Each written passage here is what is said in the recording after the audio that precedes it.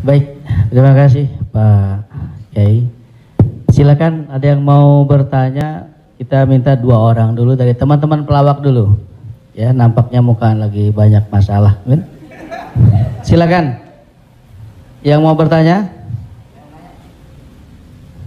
Adek Jigo. Bismillahirrahmanirrahim. Assalamualaikum warahmatullahi wabarakatuh. Terima kasih Ustadz. Kebetulan saya pribadi juga sebagai komedian Ustadz. Dan mewakili teman-teman semua, kakak-kakak, abang-abang semua. Kita di panggung itu selalu menghibur. Namun ketika momen ada sesuatu yang harus kita keluarkan, kadang menjatuhkan orang. Mulai dari fisik, mencela dan lain-lain. Yang saya mau tanyakan, apakah dengan niat kita menghibur menjadi catatan, apakah menjadi catatan dosa untuk kita? Terima kasih Ustaz.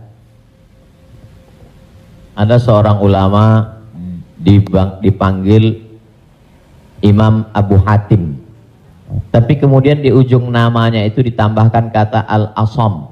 Asam diambil dari kata summum, bukmun, umyun. Umyun buta, bukmun bisu, summun tuli, peka. Jadi Abu Hatim Al-Asam artinya Abu Hatim peka, tuli. Secara bahasa itu menjatuhkan orang. Siapa itu? Itu Abu Hatim peka, Abu Hatim tuli. Karena ada beberapa orang, ada Abu Hatim, yang ini Abu Hatim peka, tuli. Tapi kenapa nama itu tetap tersemat di belakang namanya? Dan tidak ada ulama yang melarang menggunakan peka itu di belakang namanya. Karena dia tidak merasa dijatuhkan dengan itu. Lalu kemudian itu pula tidak menjatuhkan dia di depan orang banyak. Apa sebab kronologis dia dipanggil Al-Asam? Dia seorang ulama. Suatu ketika dia sedang duduk, datang seorang anak gadis bertanya fatwa kepada dia. Saat anak gadis itu bertanya fatwa tentang hukum halal haram suatu masalah, mungkin karena wallahu alam bisawab atau saking groginya atau kentut anak gadis di depan dia. Dia ingin menjaga marwah, harkat, martabat anak gadis ini supaya jangan sampai merasa malu, maka dia diam, pura-pura nggak dengar.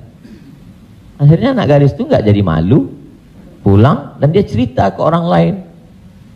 Aku tadi mengalami begini dan aku kentut di depan Imam Abu Hatim. Terus apa komen dia?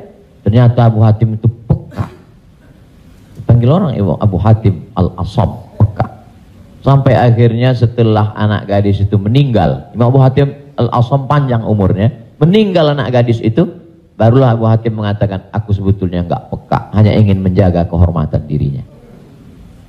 Jadi kisah Abu Hatim Al-Asam dapat kita pahami 2 makna. Satu sisi ada saatnya kita menjaga kehormatan orang sampai mati dia. Tapi ada satu sisi kalimat yang nampaknya menjatuhkan sebenarnya tidak menjatuhkan selama kita masih saling paham, saling memahami, saling mengerti. Ada kata-kata yang mungkin kita gunakan tapi menjatuhkan dia. Padahal sepertinya pujian. Tapi ada kata-kata yang sepertinya. Jadi kalau sudah saling memahami, orang pun mengerti, maka dia tidak menjadi suatu celaan. Ya ayyuhalladzina amanu, hai orang beriman, ijtanibu katsiran minadh-dhann, jauhilah prasangka buruk, inna ba'dadh-dhanni itsmun, wala tajassasu, jangan mencari-cari kesalahan orang, wala yaghtab ba'dukum ba'dha, jangan ribah membicarakan aib orang lain, la talmizu bil alqab, janganlah kamu menggunakan gelaran-gelaran yang jelek. Bukankah tuli itu gelaran yang jelek? Iya. Tapi saat itu digunakannya bukan untuk menjatuhkan dan mereka saling memahami tentang hal itu. Wallahu a'lam bishawab.